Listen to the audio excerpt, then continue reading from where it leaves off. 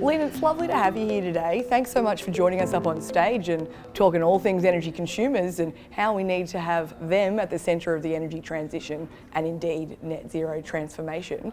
When you were up on stage, you were talking about needing a new social compact for working with consumers and industry and government. I'm really keen to unpack what that means for you and what the opportunities are from Energy Consumers Australia's perspective with regards to creating a new social compact.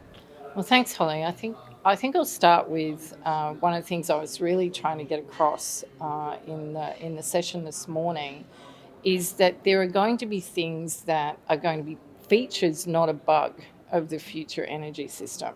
They're going to have expectations about how consumers use energy, when they use energy, what they pay for energy.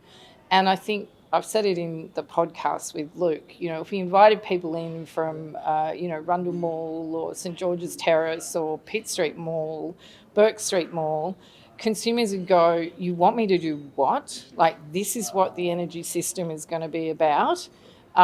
So while there is a huge engineering challenge, and I also said I'm greatly admiring of the engineers and how they're going to get us to net zero and a system that delivers electricity reliably, it's as much a social transformation, and that's where we need the compact. I totally agree with that, and it's interesting. You're making me think about specifically that EEC is launching a new certification next month called Certified ENMS Advisor for Energy Management Systems. With that in mind, I recently heard someone talking about the need for demand to now match supply, whereas previously supply has had to match demand. Now, with that in mind, to me, that's a bit of an issue when we're thinking about this social compact. Given that we're saying demand needs to meet supply, that kind of seems like it's forcing the consumers to have to do a lot of work. How do you think we overcome those types of issues? Look, I think it's a great question, and I've been a technical person much of my life, and when you say things like that, or when we hear people say that, we're talking, we say, supply used to follow demand, now demand needs to follow supply. If you talked plainly, what you're actually saying is when you come home, you're feeding your kids, you're washing your kids, and you turn your air conditioner on because it's hot outside, we're going to need you not to do that, right? So again, we've got to get away from, as system designers, system architects, we understand the rationale for that.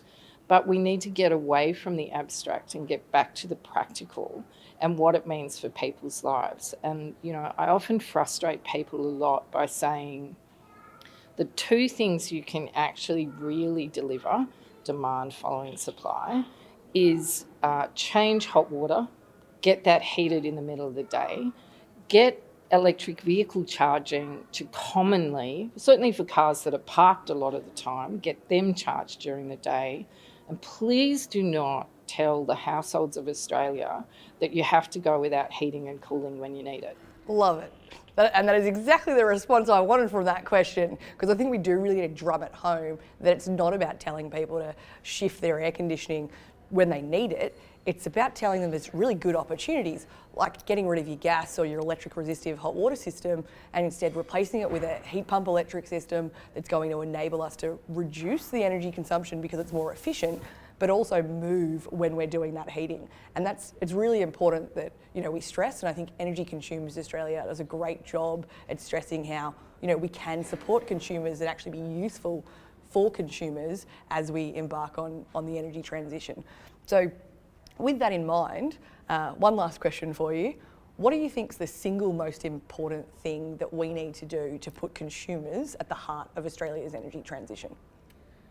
I think the way I'd answer that is we need to start this conversation. It has to be a conversation with consumers, not consumers in the abstract. One of the comments I made somewhere else the other day was we think about consumer-centric as designing the humans we want for the system we're going to have. It's not about designing the humans. It's actually working with consumers, talking to consumers. And I'd like to pick up another point that you were touching on, talking about your certification. We have people who visit people in their homes, who are installing solar, who are installing hot water, who are, will be the installers of insulation. They're our volunteer army to actually have the conversation with consumers about what's coming, what better looks like, mobilise those kinds of networks. And I guess maybe the last thing I'd finish on is something that's very important to Energy Consumers Australia's heart, is this is something that we are all in together. It is a social transformation, and we cannot leave anyone behind. We cannot have a two-tier system where people with means and opportunity have lower bills and everyone else has bills they can't afford. So it is really critical that we see talking to consumers, with consumers, listening to consumers, and then thinking about how we're going to mitigate the problems for them and create a better energy system that is net zero.